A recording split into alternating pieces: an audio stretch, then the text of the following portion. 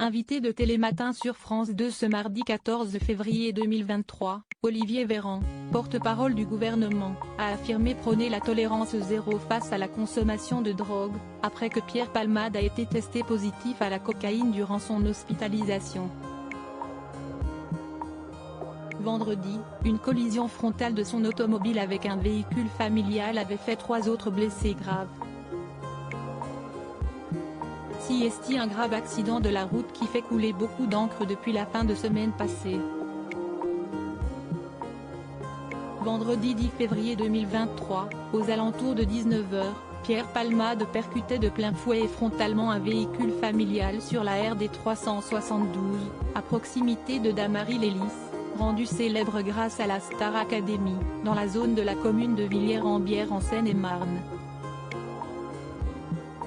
Une collision qui faisait 3 autres blessés graves, une femme enceinte de 6 mois et demi âgée de 27 ans, son fils de 6 ans et son beau-frère.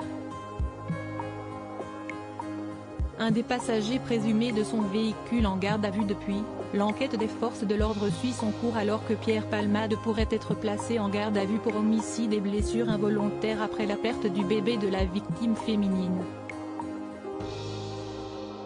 Le ministère de l'Intérieur, à l'origine d'un appel bien particulier, recherchait également activement les 2 passagers de l'humoriste, volatilisés après l'accident. Cette nuit, un homme prétendant être l'un d'eux était entendu par la police tandis que l'état de santé de l'artiste n'était plus jugé inquiétant. De plus, une perquisition avait lieu ce week-end dans sa maison de Célie-en-Bière en Seine-et-Marne, au lendemain d'étranges découvertes de sa femme de ménage. Pierre Palmade, 100% responsable et zéro excuse, mais une information a également beaucoup fait réagir. Pierre Palmade avait consommé de la cocaïne et des médicaments de substitution, pouvant expliquer les traces de piqûres retrouvées sur son corps, avant de prendre le volant de sa Peugeot 3008. Son ami François Rollin l'assure, il avait essayé très fort de se soigner, tandis que Jean-Marie Bigard le disait responsable à 100%. Pour Cyril Hanouna, l'humoriste toujours hospitalisé a zéro excuse.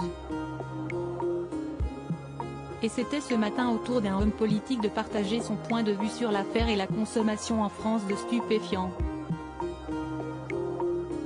Sous prétexte que tel ou tel public la consomme plus favorablement.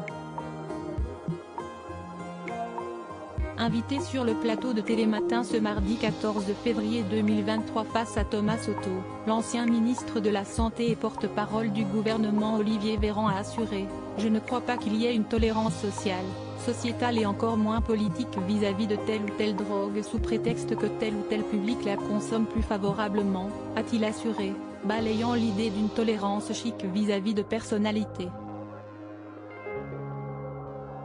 La drogue, la cocaïne et les opiacés sont des drogues extrêmement dangereuses avec un pouvoir addictif extrêmement puissant et qui conduisent à des drames humains qu'il nous faut éviter par tous les moyens. À lire aussi accident de Pierre Palmade, l'humoriste prochainement placé en garde à vue.